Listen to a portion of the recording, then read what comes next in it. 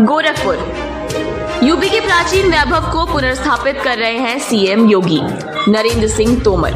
महाराणा प्रताप शिक्षा परिषद संस्थापक सप्ताह समारोह के शुभारंभ पर मध्य प्रदेश विधानसभा के अध्यक्ष गोरक्षपीठ और महाराणा प्रताप शिक्षा परिषद समूचे देश के लिए प्रेरणा स्रोत।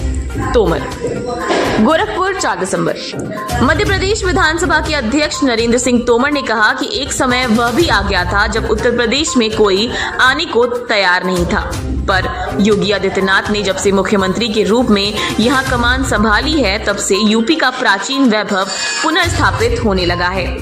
कानून व्यवस्था की बात हो, निवेश लाने की, स्वास्थ्य क्षेत्र की सुदृढ़ता, गरीबी उन्मूलन या फिर राष्ट्रीय शिक्षा नीति को लागू करने की, उत्तर प्रदेश में योगी सरकार ने हर दिशा में सफलतापूर्वक कदम बढ़ाए हैं। तोमर बुधवार को महाराणा प्रताप शिक्षा परिषद के 92वें संस्थापक सप्ताह समारोह के शुभारंभ कार्यक्रम को बतौर मुख्य अतिथि संबोधित कर रहे थे। उन्होंने कहा कि योगी आदित्यनाथ से वह कई भूमिकाओं में मिलते रहे हैं। गोरक्षपीठाधीश्वर के रूप में वह भक्ति योग का मार्ग दिखाते हैं, तो उसी के समानांतर राजनेता के रूप में कर्मयोग का भी रास्ता बताते हैं। गोरक्षपीठाधीश्वर के रूप में उनकी अपनी जो साधना है वो तो प्रेरणादायी है ही। कर्मयोग के मार्ग पर चलते हुए एक राजनेता, सांसद व मुख्यमंत्री के रूप में उन्होंने जो काम किया है उनकी जितनी प्रशंसा की जाए उतनी कम है। उन्होंने भगवान गोरखनाथ की धरा पर आगमन का आमंत्रण पाने के लिए खुद को सौभाग्यशाली बताया।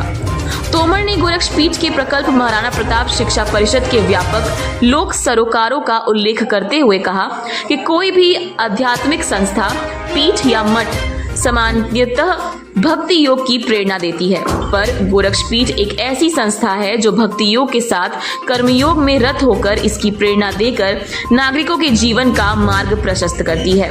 इस परिप्रेक्ष्य में गोरक्षपीठ और इसकी संस्था महाराणा प्रताप शिक्षा परिषद समूचे देश के लिए प्रेरणा स्रोत है।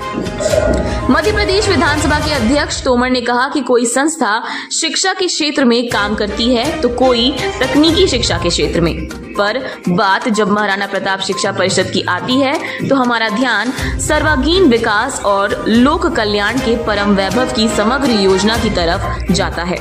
आज इस परिषद के द्वारा 50 से अधिक संस्थाओं का संचालन करना यह अपने आप में अद्वितीय उदाहरण है। महाराणा प्रताप की शिक्षा परिषद ने शिक्षा के सर्वांगीण विकास के लिए जो काम किया है वह अपने आप में अद्भुत है और निश्चित रूप से प्रेरणादायी है।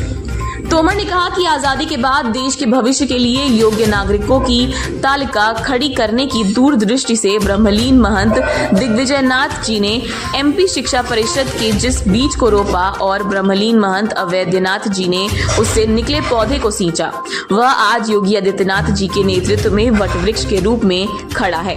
इसकी छाया में सारा पूर्वांचल आज अपने आप को गौरवान्वित कर रहा है।